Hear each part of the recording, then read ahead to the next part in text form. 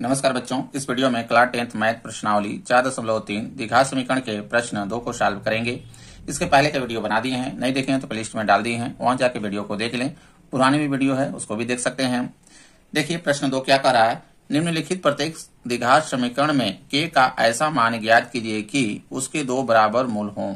ये k का हमको मान बताना है, इसमें जो क्वेश्चन दिया हुआ है। ये कब कह रहा है? जब दो बराबर मूल हों, ठीक ना। ये देखिए इंपॉर्टेंट क्वेश्चन है, एग्जाम में जरूर आता है ये। तो इसमें देखिए पहला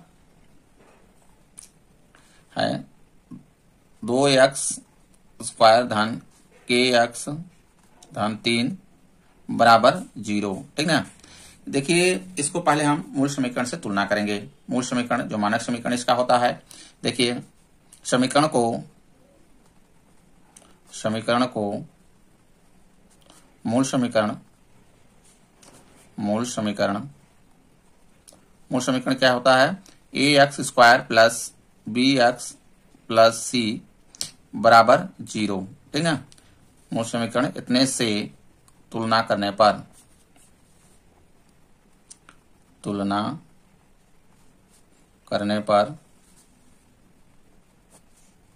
तो यहां पर देखिए x² का गुणांक कितना है? a है। अब इसमें देखेंगे x² गुणांक कितना है? 2 है, तो a बराबर हो जाएगा 2, ठीक ना। अब देखिए x का गुणांक कितना है? b है, तो b बराबर यहाँ x का गुणांक देखेंगे इसमें है k। चिन्ह सहित लिखते हैं, देखिए ये धन में है इसलिए ये धन में है, ठीक ना। आप देखिए c वाला मेरा देखिए ये है, ठीक ना, तो c का हो जाएगा 3 मान, ठीक ना। देखिए इसमें कह रहा है, कंडीशन दिया है, कब ज्ञात करना है कि उसके दो बराबर मूल हों। दो बराबर मूल कब होता है? जब b² - 4ac बराबर 0 आए, तब क्या होता है? बराबर मूल होते हैं, ठीक ना। तो यहां से मूल बराबर होते हैं जब, देखिए मूल बराबर होते हैं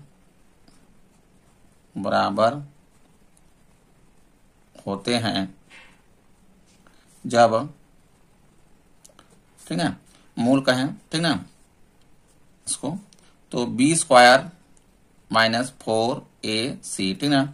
मूल मतलब इसमें x का दो मान, जो दोनों मान क्या होंगे? इसमें बराबर आएंगे। तो इस कंडीशन में आता है b² - 4ac बराबर 0 रहेगा, तो दोनों मान क्या आते हैं? बराबर आते हैं। तो इसी में देखिए मान रख देंगे जो ये मान है, ठीक ना। तो मेरा यहाँ से k का मान निकल आएगा। तो b देखिए कितना मान है? k है, तो k का स्क्वायर हो जाएगा, ठीक ना। b का स्थान पर रख देंगे, k हो गया, रीड में लगाएंगे 4। देखिए इसके बीच में, सबके बीच में क्या होता है? गुणा का चिन्ह होता है, गुणे a कितना है मेरा? 2 है, और c कितना है? 3 है, बराबर 0 रखेंगे। 3 देखिए ये है, ठीक ना, रख दिए। अब इसी को सॉल्व करेंगे, यहाँ देखिए k का मान निकल आएगा, तो k² हो जाएगा। अब सबको इसको गुणा कर देते हैं, 4 दूना 8, 8 त्रिक 24 हो जाएगा, देखिए यहाँ बराबर 0। अब देखिए k² बराबर 24 को ले आएंगे इस साइड, 75 कर देंगे, इधर ऋण में है, इधर आएगा तो ये धन में हो जाएगा, ठीक ना। अब देखिए k बराबर निकालेंगे, क्योंकि देखिए स्क्वायर है यहाँ पे, ठीक ना। यहाँ से जब स्क्वायर ये हटेगा तो इधर वाली संख्या कहाँ चली जाती है? रूट में चली जाएगी, ये 24 हो जाएगा, ठीक ना। इस तरह से अब 24 देखिए इसको निकालेंगे, बाहर निकलेगा, जो बाहर निकलेगा उसको जितना निकलेगा वो बाहर निकाल लेंगे, जो रह जाएगा अंदर वो कर लेंगे। तो पहले इसको गुणनखंड कर लेते हैं 24 का। 24 से गुणनखंड करते हैं, देखिए तो 2 से काटेंगे तो आ जाएगा देखिए 12, फिर 2 से काटेंगे 6 आ जाएगा, फिर 2 से देखिए काट लेंगे 3 आ जाएगा, और फिर 3 से काटेंगे 1 हो जाएगा, ठीक है। जिसका जोड़ा जो बन गया वो बाहर निकल जाएगा। देखिए यहाँ पे ये मेरा ये जोड़ा बन गया, इसका नहीं बन रहा है, इसका भी नहीं बन रहा है, तो ये रह जाएगा अंदर इतना। तो k बराबर देखिए लिख सकते हैं, यहाँ पर देखिए जो भी संख्याएं बाहर निकलती हैं धन और ऋण दोनों में निकलती हैं, ठीक ना। रूट से जब भी संख्या बाहर निकलेगी तो धन और ऋण दोनों निकलती हैं, धन और ऋण हो गया। 2 देखिए बाहर निकल गया, और रूट में क्या बच गया? 3 दूना 6, यानी ये 6 मेरा अंदर रह गया, ठीक ना। यही देखिए इसका आंसर होगा, k का मान आ जाएगा ये। अगला लेते हैं, देखिए अगला है दूसरा में kx, ठीक ना, ब्रैकेट्स में x - 2 ब्रैकेट्स 1 + 6 = 0 है। दूसरा देखिए kx ब्रैकेट्स में है, x - 2 है, ब्रैकेट्स 1 + 6 = 0 है। अब इसमें पहले देखिए इसका ब्रैकेट्स खोल देंगे, ठीक ना। ब्रैकेट्स यहाँ जो लगा है इसको खोलेंगे, जब खोलेंगे तो देखिए kx का गुणा इसमें भी होगा और इसमें भी होगा, दोनों में करना है। तो kx का x के साथ करेंगे तो kx² हो जाएगा। अब देखिए इसके पहले धन है, यहाँ पर ऋण है, तो ऋण का हो जाएगा यहाँ, ठीक ना। चिन्ह सहित गुणा भी होता है, ठीक ना।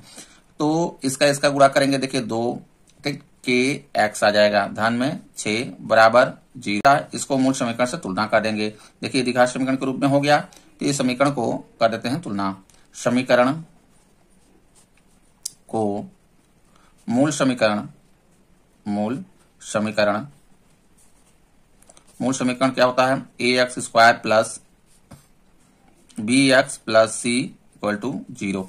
इसी से तुलना कर देंगे तो देखिए एक्स स्क्वायर गुणांक ए है, तो यहाँ आएगा ए बराबर एक्स स्क्वायर गुणांक कितना है, यहाँ पे के है देखिए, तो बी के बराबर देखिए हो जाएगा, क्योंकि बी के देखिए एक्स गुणांक कितना है, बी है, तो बी के यहाँ एक्स गुणांक कितना है, देखिए 2 के है, ऋण सहित लेंगे, चिन्ह सहित 2 के हो गया, ठीक है। और सी बराबर, सी के देखिए ये है, सी का ये आ जाएगा 6, ठीक है।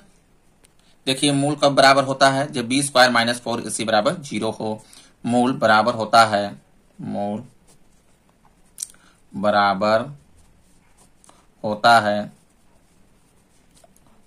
है जब, या होते हैं जब बी स्क्वायर माइनस 4 AC बराबर 0, ठीक है। यहाँ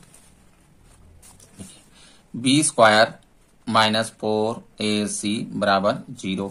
बी स्क्वायर देखिए बी का मान यहाँ पे ये है मेरा निकल के आया है, ऋण में 2 के है, ठीक है।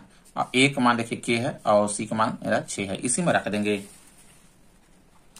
तो यहाँ पे हो जाएगा ऋण में 2 के का स्क्वायर, बी के स्थान पे ये हो जाएगा स्क्वायर, ऋण 4, इसके बीच में सबका गुणा चिन्ह होता है 4a, ए के देखिए कितना है मान के है और सी का मान कितना है 6 है। इसी को सॉल्व करेंगे, यहाँ से के का मान निकल आएगा, ठीक है। तो यहाँ पे देखिए इसको हम स्क्वायर करेंगे तो देखिए ये माइनस में है तो ये प्लस में हो जाएगा, या 2 दूना 4 और के स्क्वायर, ठीक है। अब इन सबको गुणा कर लेते हैं, 6 चौक के 24, ऋण में देखिए हो जाएगा 24 के बराबर 0। अब यहाँ से देखिए के हम दोनों में कॉमन है और 4 भी कॉमन है कि नहीं है, तो 4 के हम कॉमन ले लेते हैं, तो यहाँ बचेगा के, 4 छाक 24, 6 आ गया और के कॉमन में हो गया। समझ में आ रहा है, कॉमन मतलब क्या होता है, वह बड़ी से बड़ी संख्या जो दोनों में भाग चला जाए वही कॉमन होता है, बराबर 0। समझ में आ रहा है। एक बार देखिए इसको लेके 0 रख के मान निकालते हैं, एक बार इसको, ठीक। यदि 4 के बराबर 0 तो के बराबर 0/4, ठीक ना, तो इसका मान कितना आ जाएगा, 0 आ जाएगा एक का। और यदि के ऋण 6 बराबर 0 तो के बराबर 6 हो जाएगा।